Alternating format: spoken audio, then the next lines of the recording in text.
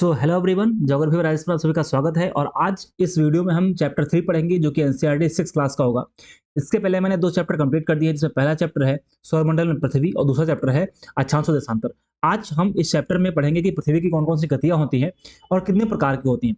दूसरी तो सबसे इंपॉर्टेंट बात यह है कि पृथ्वी की गतियों में ये पढ़ेंगे कि वो उनका प्रभाव क्या होता है। जैसे आपने देखा होगा यूपीएससी प्रीलिम्स में यहाँ से क्वेश्चन काफी ज्यादा पूछे आते हैं और तीन क्वेश्चन तक इसमें आए हुए हैं, इस चैप्टर से आए हुए हैं। ठीक है? तो हम शुरू करने से पहले मैं आपको बता देना चाहता हूँ कि जो पृथ्वी की गतियाँ हैं, वो पृथ्वी की गतियाँ 2 होती हैं। पृथ्वी की गतियों का मतलब है जो ग्रहों की गतियाँ हैं, वो 2 होती हैं। एक वो गति जो अपने अक्ष पर होती है, दूसरी वो गति जो अपने तारे यानी कि सूर्य के चारों ओर वो घूमती है। यानी कि एक गति जो अपने अक्ष पर होती है, दूसरी जो सूर्य के चारों ओर घूमती है, उसको क्या बोलते हैं? उसको बोलते हैं परिक्रमण। 2 गतियाँ होती हैं। पहली अपने ही अक्ष पर यानी कि घूर्णन, दूसरी सूर्य के चारों ओर, उसको क्या बोलते हैं? परिक्रमण। जैसे आप यहाँ पर देख पा रहे होंगे, ग्लोब है, अगर आप इसको देख पा रहे होंगे तो एक ये गति, ये यहाँ पे ग्लोब है, इसको ऐसा अगर आप घुमाते हैं, यहाँ पर है ये ऐसे, तो ये देखिएगा ये अपने एक्सिस पर, अपने अक्ष पर घूम रही है, कहीं इसमें कोई और मूवमेंट नहीं हो रहा है, अपने अक्ष पर घूम रही है। ये जो अपने अक्ष पर घूम रही है, इसको क्या बोलते हैं? इसको बोलते हैं घूर्णन गति। लेकिन ये अक्ष पर घूमने के साथ साथ, अक्ष पर घूम रही है, साथ में घूमने के साथ क्या होता है? ये सूर्य के चारों ओर भी चक्कर लगाती है। तो दोनों गतियां एक साथ होती हैं, अपने अक्ष पर भी और सूर्य के चारों ओर भी होती हैं। तो यहां पर हम पढ़ने वाले हैं कि इसमें जो पृथ्वी की गतियां हैं, वो पृथ्वी की गतियों में दोनों का प्रभाव क्या होता है। पहले ये समझेंगे कि होता क्या है ये, फिर समझेंगे कि इसका प्रभाव क्या होता है। प्रभाव से ज्यादा क्वेश्चन बनता है। तो चैप्टर की शुरुआत में ही ये बात बोली गई है कि पृथ्वी की 2 गतियां हैं। एक गति का नाम, जिसमें आप देखेंगे, एक गति का नाम क्या है? एक गति का नाम है घूर्णन गति। घूर्णन का मतलब क्या है? अपने अक्ष पर, अपने एक्सिस पर, इसको क्या बोलेंगे? इसको बोलेंगे घूर्णन, अपने अक्ष पर। और परिक्रमण क्या होती है? परिक्रमण गति वो गति होती है जो सूर्य का चारों ओर चक्कर लगाती है। सूर्य का चक्कर किसमें लगाती है? तो अपनी कक्षा में लगाती है, अपनी ऑर्बिट में लगाती है। तो ऐसी गति, पृथ्वी की ऐसी गति जो सूर्य के चारों ओर लगाती है, अपनी कक्षा में सूर्य के चारों चक्कर लगाती है, इसको क्या बोलते हैं? उसको बोलते हैं परिक्रमण गति। इसको क्या बोलते हैं? घूर्णन गति। तो यही बात यहाँ पर लिखी है, यही जिसकी शुरुआत है। अब 2 बातें समझिएगा। लास्ट वाले चैप्टर में, जब पहला हम लोग चैप्टर पढ़ रहे थे, तो वहाँ मैंने बताया था कि पृथ्वी अगर देखिए, ग्लोब है, अगर इसको देखेंगे, यहाँ पर देखेंगे, तो ये देखेंगे कुछ झुका हुआ है ये ग्लोब। यहाँ पर देखेंगे इसका जो अक्ष है, इसका अक्ष झुका हुआ है। यहाँ पर सीधा 90 डिग्री पे अक्ष नहीं है, हल्का-सा देखेंगे आप, यहाँ पे जो कक्ष है, वो इसका जो अक्ष है, वो झुका हुआ है। बात समझ में आ रही है? एक्सिस इसका थोड़ा टिल्ड है। तो इसकी वजह से क्या होता है? जैसे यहाँ पर आप इसमें देखिएगा, यहाँ पर आप इसमें देखेंगे, तो ये आपको साफ-साफ दिखाई देगा कि ये जो पृथ्वी का कक्षीय तल है, ये जो पृथ्वी का यहाँ पर कक्षीय तल है, अगर आप इसकी इसकी बात करें, तो इसमें क्या होता है कि यहाँ पर ये होते हैं ध्रुव, ये दक्षिणी ध्रुव। इसका मतलब अगर हम ये देखते हैं तो 90 डिग्री है, दिखाई दे 90 डिग्री। मान लो इसको अक्ष है, सपोज करते हैं अक्ष है, तो अक्ष को 23.5 डिग्री झुकाएंगे। कहाँ? इस साइड में देखिए, झुका हुआ 23.5 डिग्री। तो ये हो गया इसका अक्ष, और पृथ्वी इसी अक्ष के सहारे घूमती रहती है। तो आप देखेंगे कि पृथ्वी 23.5 डिग्री झुकी है, जिसकी वजह से 66.5 डिग्री का यहाँ पर कोण बनता है। 66.5 डिग्री का यहाँ पर कोण बनता है। तो पृथ्वी अपने अक्ष पर कितना झुकी है? 23.5 डिग्री झुकी है, जिसकी वजह से क्या होता है? जिसकी वजह से यहाँ पर जो कक्षीय सतह से कोण है, कक्षीय सतह से कोण है, वो कितना बनता है? 66.5 डिग्री बनता है। और यह वह समतल जो कक्ष के द्वारा बनाया जाता है, उससे क्या कहते हैं? कक्षीय समतल कहते हैं। अभी आपने देखा, यहाँ पर देखेंगे, ये कक्षीय समतल है। ये क्या है? इसको बोलते हैं कक्षीय समतल। बात समझ में आ गई?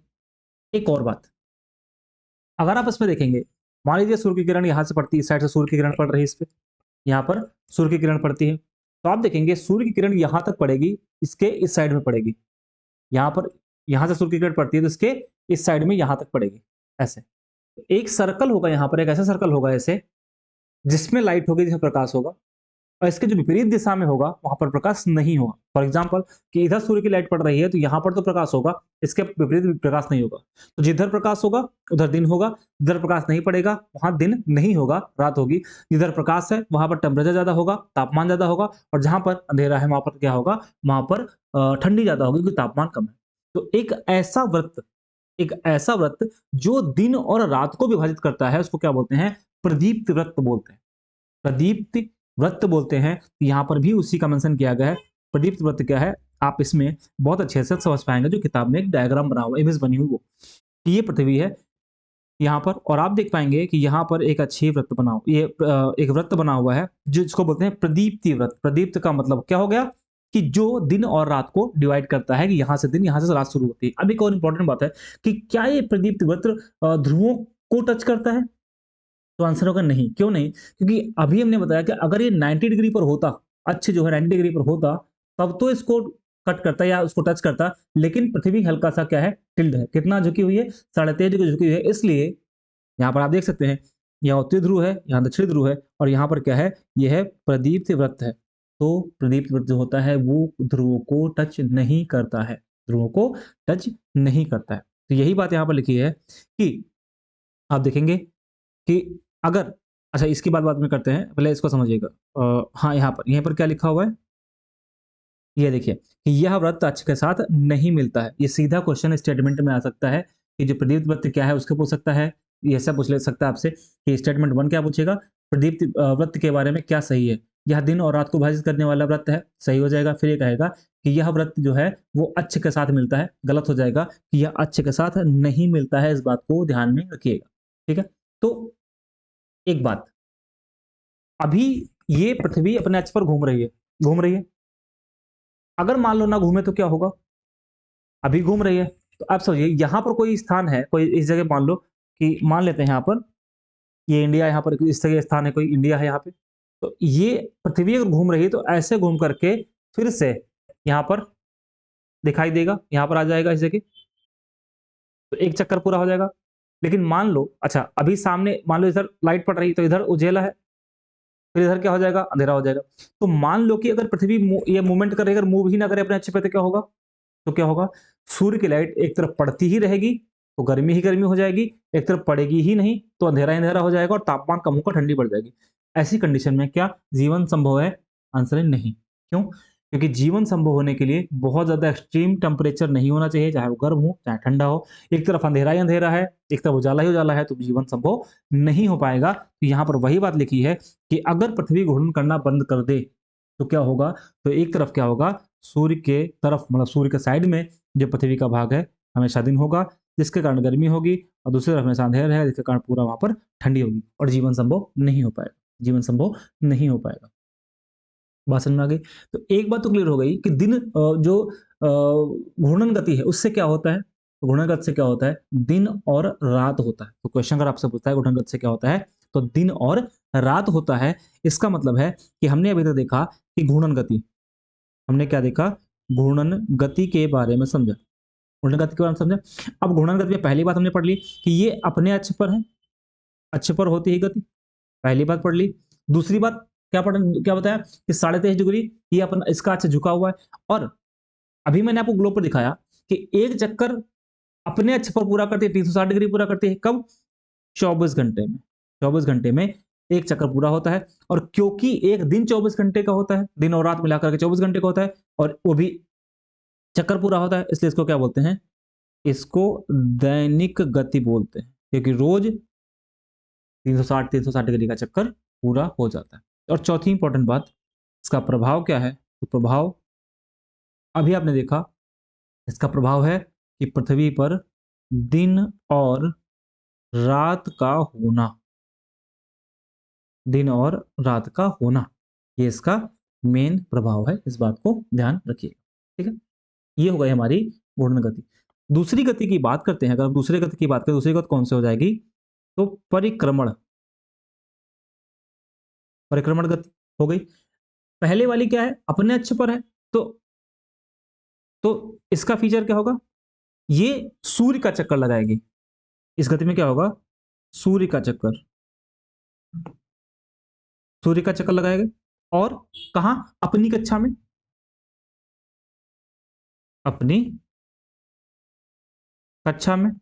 और कक्षा कैसी है इसकी, वृत्ताकार या दीर्घ वृत्ताकार? तो हमने आपको बताया था कैसी कक्षा है इसकी, दीर्घ वृत्ताकार। कैसी कक्षा है, दीर्घ वृत्ताकार।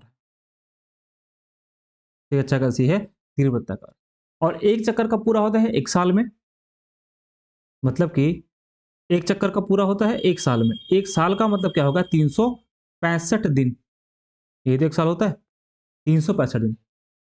तो कभी कभी आपने देखा होगा एक साल में 366 दिन भी होता है, वो क्या है, तो 365 दिन 6 घंटे, ये जो 6 घंटे हैं ये भी जुड़ेंगे, मतलब कि एक चक्कर पूरा होता है 365 दिन 6 घंटे में। और अगर 6 घंटे हर साल जुड़ेंगे तो अगर 4 साल में जुड़ेगा तो कितना हो जाएगा, 24 घंटे हो जाएगा, 24 घंटे। तो क्या करेंगे, इसमें एक दिन ऐड करके क्या कर देंगे, 366 दिन, 366 डेज, ठीक है।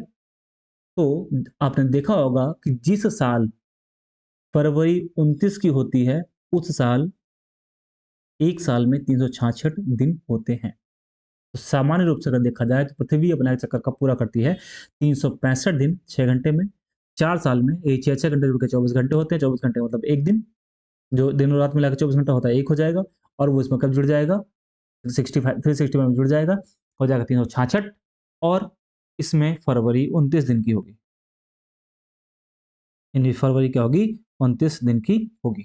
बात समझ में आ गई होगी आपको, क्लियर है। तो यही बात इसमें लिखी है कि पृथ्वी सूर्य के चारों ओर अपनी कक्षा में चक्कर लगाती है, जिसे क्या कहते हैं, परिक्रमण कहते हैं। फिर आगे बात बोली जा रही है कि एक वर्ष यानी 365 से ही 1/4 दिन। अब 1/4 दिन क्या है, वही 6 घंटे, वही 6 घंटे। कैसे, अब अभी मैंने बताया कि 1/4 का मतलब है 24 से इसको डिवाइड करेंगे तो कितना है, 6 घंटे, ठीक है। 1/4 इंटू 24 कितना हो जाएगा, 6 घंटे। तो ये बात हमने आपको समझा दी। इसके बाद वही बात लिखी है कि प्रत्येक वर्ष, प्रत्येक 4 वर्ष में यही 6 घंटे मिलकर के क्या करते हैं, एक दिन, ये 24 घंटे के बराबर करते हैं। तो फरवरी में महीने में क्या होता है, 28 जगह पर क्या होता है, 29 हो जाता है। और दिन कितने होते हैं, 366। और ऐसे साल को जिसमें फरवरी 29 दिन की होती है उसको क्या बोलते हैं, उसको लीप ईयर बोलते हैं। तो क्या बोलते हैं, लीप ईयर बोलते हैं। और यहीं पर मैंने आपको बताया पृथ्वी का पथ कैसा है, ऑर्बिट कैसा है, तो दीर्घवृत्ताकार। कैसा पथ है, दीर्घवृत्ताकार। इस बात को ध्यान रखिएगा।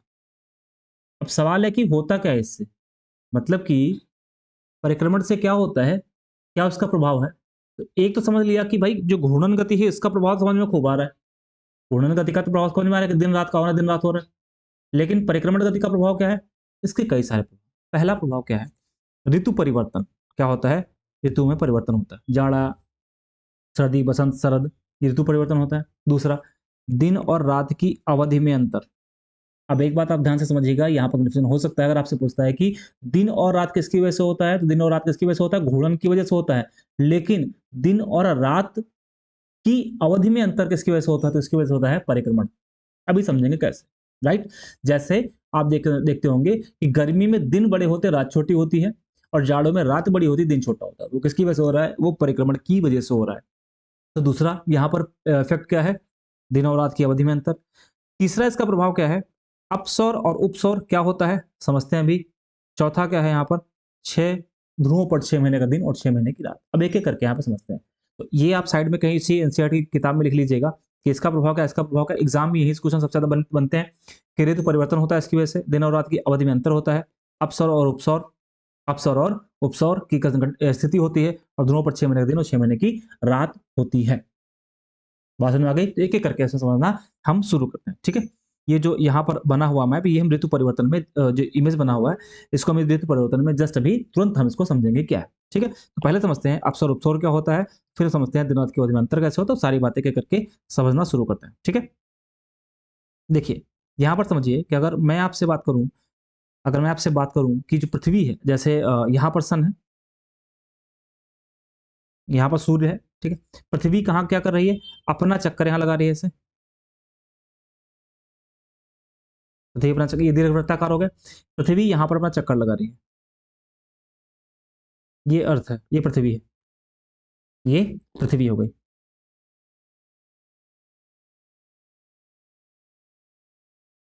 यहाँ पर ये क्या हो गई, पृथ्वी हो गई, ठीक है।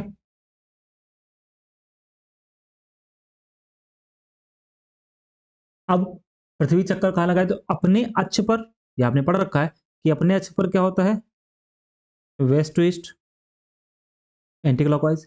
और यही गति, मतलब इसी दिशा में गति क्या होती है, सूर्य के चारों ओर लगाती है।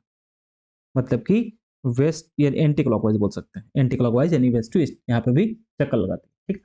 अब आप ध्यान से देखिए कि जब पृथ्वी सूर्य का चक्कर लगाएगी, जब पृथ्वी क्या करेगी, सूर्य का चक्कर लगाएगी। जैसे एग्जांपल में कि यहाँ पर ये है, यहाँ पर अगर देखें हम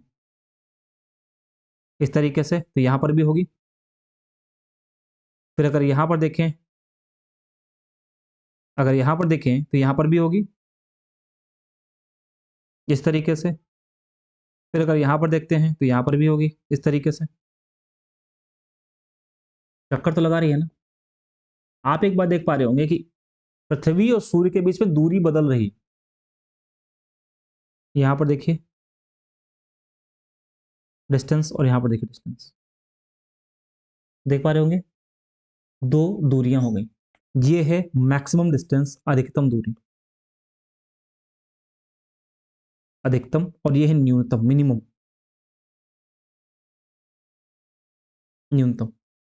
तो जब सूर्य और पृथ्वी के बीच में अधिकतम दूरी होती है और जब सूर्य और पृथ्वी के बीच में न्यूनतम दूरी होती है उस घटना को क्या बोलते हैं?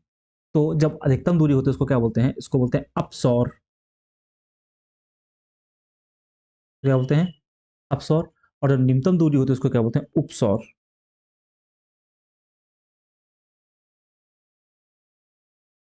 तो क्या बोलते हैं? इसको बोलते हैं उपसौर। तो आप सोचिए कि अगर यहाँ पर पृथ्वी वृत्ताकार उसका पथ वृत्ताकार होता तो क्या होता? हर जगह दूरी सेम रहती। जब हर जगह दूरी सेम रहती है तो क्या होता? उपसौर और अपसौर का कॉन्सेप्ट नहीं होता। इसलिए पृथ्वी का की जो कक्षा है, पृथ्वी का जो पथ है वो कैसा है? दीर्घवृत्ताकार है। और इसकी वजह से कंडीशन एक चीज क्या हो रही है, उसके बीच की दूरी घट बढ़ रही है। अधिकतम दूरी उपसौर है, अपसौर है, और न्यूनतम दूरी क्या है? उपसौर है। यही बात यहाँ पर लिखी हुई है कि सबसे ज्यादा दूर जो होता है उसको अपसौर बोलते हैं, जब न्यूनतम दूरी होती है उसको क्या बोलते हैं? उपसौर बोलते हैं। और ये किसके बीच में होती है? तो पृथ्वी की जो दीर्घ कक्षा है उसकी वजह से होती है। बात समझ में आ गई? अब बात करते हैं ऋतु परिवर्तन। देखिए ऋतु परिवर्तन की बात करेंगे तो यहाँ पर क्या है, ऋतु परिवर्तन के रेफरेंस में हमको पता है कि जाड़ा, गर्मी, जो बसंत है, शरद है, उन सबकी बात करेंगे। यहाँ पर एक बात समझिएगा, अगर आप इसको देखें, एक इमेज था इसमें, यहाँ पर अगर आप इसको देखें, ये वाला, ये बहुत इंपॉर्टेंट इमेज है, ध्यान रखिएगा इसको तो आप समझेगा यहाँ पे। तो आप देखेंगे अगर इस ग्लोब की बात करें, हम इसकी बात करें, तो ये तो अपने अक्ष पर घूम रही है, अपने अक्ष पे घूम रही है, ऐसे घूम ही रही है। यहाँ पर अगर सन मान लेते हैं, ये सन है तो ये ऐसे घूमते हुए इसका चक्कर लगा रही है, इससे इसे लगा रही है। मतलब कि ये घूम रही है, यहाँ पर चक्कर ऐसे लगा रही है। बस में तो जब चक्कर लगा रही है तो आप देख रहे होंगे, अभी अगर ऐसे मानते हैं इसको, ऐसे मानते हैं इसको, यहाँ पर इस जगह पर ऐसे मानते हैं, तो इधर घूम करके जब इधर आएगी तो क्या होगा? सूर्य की किरण जो होगी वो दूसरी जगह पड़ने लगेगी। मतलब कि मतलब ये हुआ, सूर्य की लंबवत किरणें हमेशा एक ही स्थान पर एक ही चांस में नहीं पड़ती, बस इतना समझ लो, वो बदलती रहती। तो आपने दूसरे चैप्टर में एक बात पढ़ी थी, वो बात कौन सी थी? कि कुछ इंपॉर्टेंट अक्षांश रेखाएं, कुछ इंपॉर्टेंट अक्षांश रेखाओं का तात्पर्य क्या है, मतलब क्या यहाँ पर है? वो ये है कि अगर आपने यहाँ पर देखा था कि ये पृथ्वी है, देखा था, और यहाँ पर विषुवत रेखा, विषुवत रेखा, यहाँ पर कर्क रेखा, ट्रॉपिक ऑफ कैंसर, और यहाँ पर आर्कटिक वृत्त, यहाँ पर क्या है? आर्कटिक वृत्त, आर्कटिक वृत्त। ठीक है, ऐसा ही आपने साउथ में देखा था, यहाँ पर 23.5 साउथ, और फिर यहाँ पर क्या होगा? 66.5 साउथ। इसको क्या बोलते हैं? इसको बोलते हैं अंटार्कटिक वृत्त। हमने आपको इस पहले चैप्टर में पढ़ाया है इसको, मतलब दूसरा जो इस किताब का दूसरा चैप्टर में हमने पढ़ा है। आप जिन लोगों ने देखा नहीं उसको एक बार जरूर देख लें।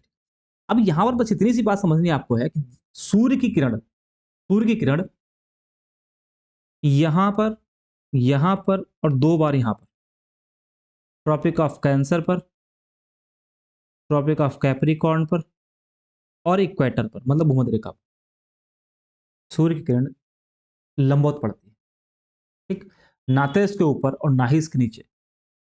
मतलब कि ऐसे वो अक्षांश या वो स्थान जो कर्क रेखा से मकर रेखा के बीच में है वहां पर सूर्य की किरण वर्ष में 2 बार लंबवत पड़ेगी।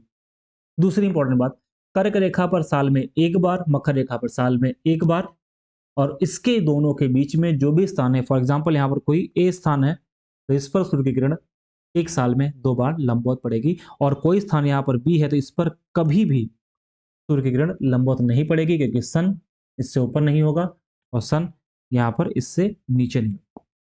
तो आप देखे होंगे, अगर आपने पीवाईक्यू चेक किया होगा, देखा होगा, तो यहाँ पर से अप्लाइड क्वेश्चन आया, 4 स्थान दे देगा। सीडीएस में भी आया, हम करेंगे आगे चल करके, क्वेश्चन कराएंगे तो यहाँ पे करेंगे।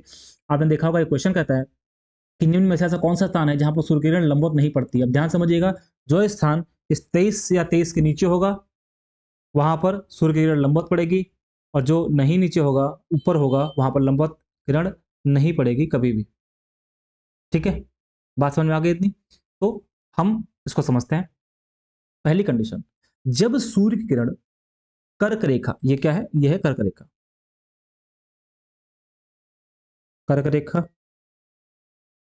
विषुवत रेखा, वो मकर रेखा और विषुवत रेखा, और विषुवत रेखा, जब सूर्य की किरण कर्क रेखा पर लंबवत पड़ती, कर्क रेखा पर क्या पड़ती है, लंबवत पड़ती है, तो कितनी तारीख होती है, तारीख होती है 21 जून। क्या तारीख होती है, ध्यान से एक बात समझते चलना, 21 जून। और जब सूर्य की किरण मकर रेखा पर लंबवत पड़ती है तो क्या होता है, 22 दिसंबर, 22 दिसंबर। जून के बाद जुलाई, अगस्त और सितंबर, 23 सितंबर, 23 सितंबर। तो सन की किरण, सन की जो रेज हैं 21 जून को कर्क रेखा पे पड़ेंगी लंबवत, उसके बाद नीचे शिफ्ट होना शुरू होंगी। तो नीचे शिफ्ट होना शुरू होंगी तो क्या होगा, 23 सितंबर। कब, 23 सितंबर। तो 23 सितंबर को किरणें सीधे कहां पड़ रही हैं, विषुवत रेखा पर। सितंबर के बाद क्या होगा, अक्टूबर, नवंबर और दिसंबर। 22 दिसंबर, 22 दिसंबर को किरणें लंबवत कहां पड़ेंगी, मकर रेखा पर। बात समझ में आ गई। दिसंबर के बाद जनवरी और फरवरी, फिर मार्च, यानी कि 21 मार्च को देखो फिर से, 21 मार्च को फिर से किरणें लंबवत कहां पड़ रही हैं, विषुवत रेखा पर। मार्च के बाद अप्रैल, मई और जून, फिर क्या आ गया, जून। तो आप देख पा रहे होंगे यहां पर साइकिल बन रहा है। जो साइकिल बन रहा है इसकी वजह से ही ऋतुओं में परिवर्तन होता है। अब इस चीज को आप इस पे देख लीजिए, यहां पर ये जो बना हुआ है दिखाई दे रहा होगा क्लियर आपको। तो जब सूर्य की किरण, जब सूर्य की किरण कर्क रेखा पर लंबवत पड़ती है तो उसको क्या बोलते हैं, उसको बोलते हैं उत्तर आयंत। उत्तरायण का मतलब क्या है कि यहां पर गर्मी होना, मतलब गर्मी का सीजन शुरू हो गया। कहां पर, उत्तरी गोलार्ध में, उत्तरी गोलार्ध में। ठीक है, अब इसको समझते हैं पहले। तो जब 21 जून को सूर्य की किरण लंबवत पड़ती है तो उसको क्या बोलते हैं, उसको बोलते हैं उत्तरायण। तो क्या बोलते हैं, यहां पर उसको उत्तरायण भी कहते हैं।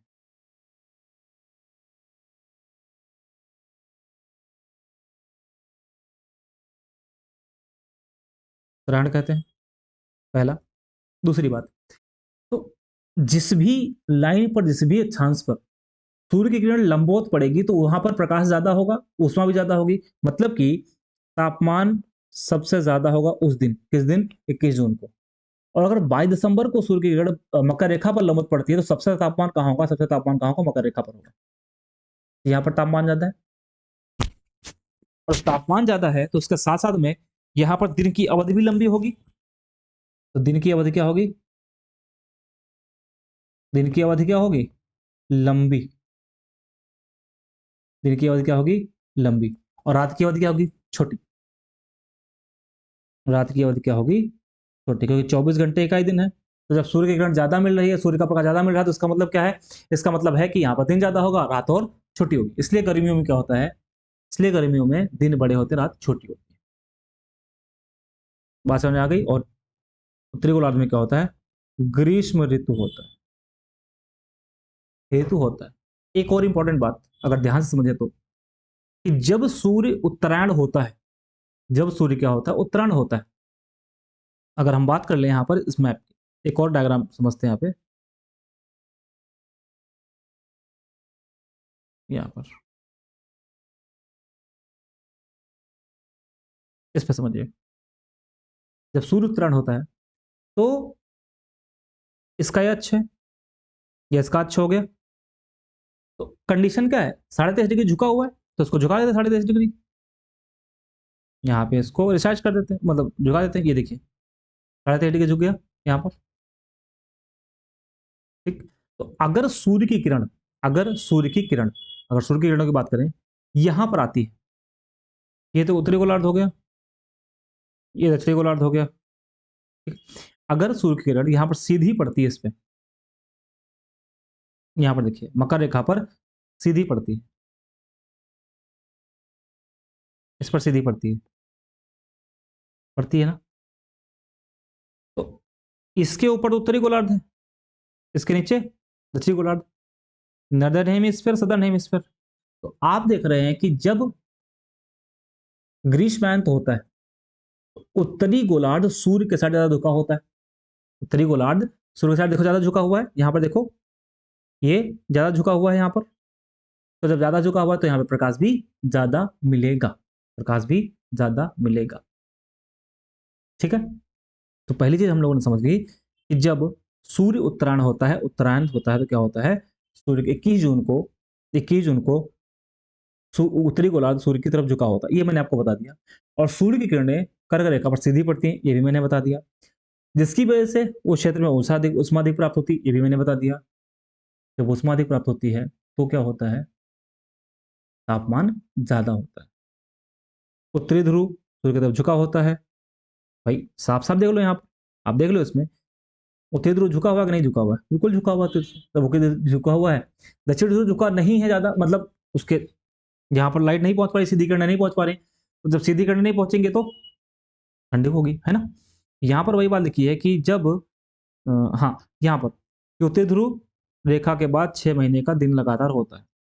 देखो अभी समझाता हूँ इसको। उत्तरी गोलार्ध के बहुत बड़े भाग में सूर्य की रोशनी प्राप्त होती है, इसलिए विषुवत वृत्त के उत्तरी भाग में गर्मी का मौसम होता है, गर्मी का मौसम होता है।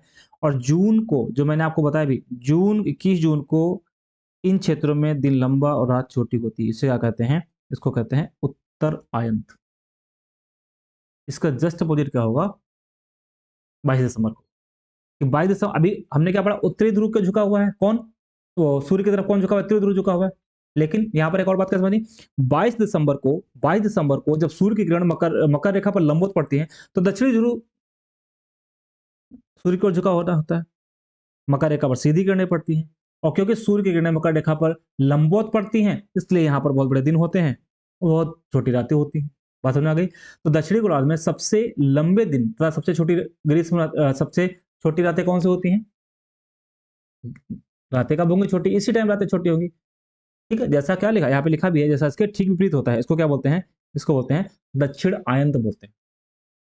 और आपको अगर याद है तो अभी दिसंबर का महीना चल ही रहा है, आज 11 तारीख हो ही गई, 12 तारीख हो गई, 11 तारीख हो गई है ना। 25 दिसंबर, 11 दिसंबर हो गया, 25 दिसंबर को क्रिसमस डे मनाया गया। तो आप बताओ, 25 दिसंबर को हमारे यहाँ तो जाड़ा होगा, लेकिन ऑस्ट्रेलिया में क्या होगा, गर्मी, क्योंकि ऑस्ट्रेलिया से मकर रेखा निकलती है, इसलिए ऑस्ट्रेलिया में ग्रीष्म दिनों में क्रिसमस मनाया जाता है। ऑस्ट्रेलिया में ग्रीष्म ऋतु में क्रिसमस मनाया जाता है। रीजन क्या है, यही बात। ठीक। अब बची दो कंडीशन। दो कंडीशन क्या है, कंडीशन ये है कि एक डेट बची 21 मार्च और 23 सितंबर। अगर आप यहां पे देखें 21 मार्च 23 सितंबर को क्या हो रहा है, तो सूर्य की किरणें सीधा विषुवत रेखा पर पड़ती हैं, और इसको क्या बोलते हैं, विषुव बोलते हैं। विषुव का मतलब होता है जहां पर दिन और रात बराबर होता है। तो पृथ्वी पर दिन और रात की स्थिति कब बराबर होती है, जब सूर्य की किरणें विषुवत रेखा पर लंबवत पड़ती हैं। कब, 2 तारीख को 23 सितंबर और 21 मार्च को, 23 सितंबर और 21 मार्च को सूर्य की किरणें विषुवत रेखा पर लंबवत पड़ती हैं। इस दिन पूरे पृथ्वी पर दिन और रात बराबर होता है, दिन और रात क्या होता है, बराबर होता है। तो एक कंडीशन को बोलते हैं, जब 23 सितंबर होता है तो उसको क्या बोलते हैं, यहाँ पर तब क्या होता है, शरद ऋतु आती है। और जब 21 मार्च होती है तो क्या होता है, उसको क्या बोलते हैं, बसंत विषुवत। 23 सितंबर को उत्तरी गोलार्ध में शरद ऋतु होता है और दक्षिणी गोलार्ध में क्या है, बसंत ऋतु है। दक्षिणी गोलार्ध में क्या है, बसंत ऋतु है। इसके ठीक विपरीत 21 मार्च को इसके विपरीत होता है, मतलब कि 21 मार्च को उत्तरी गोलार्ध में बसंत और दक्षिणी गोलार्ध में क्या होता है, शरद होता है। ठीक है, यहाँ पर बात समझ में आ गई। यही चीज यहाँ पर भी लिखी हुई है, जो आपने पढ़ा कि बसंत ऋतु कब आती है और यहाँ पर शरद ऋतु कब आती है, बसंत ऋतु कब आती है। ठीक है, और ये पूरा चक्कर चलता रहता है, इसमें पूरे सालों भर चलता रहता है। तो वही बात यहाँ पर लिखी है। इस तरीके से हमने देखा यहाँ पर कि पृथ्वी के घूर्णन एवं परिक्रमण के कारण, घूर्णन एवं परिक्रमण के कारण दिन और रात की ऋतुओं में परिवर्तन होता है। तो हमारे ख्याल से आपको ये बात समझ में आ गई होगी।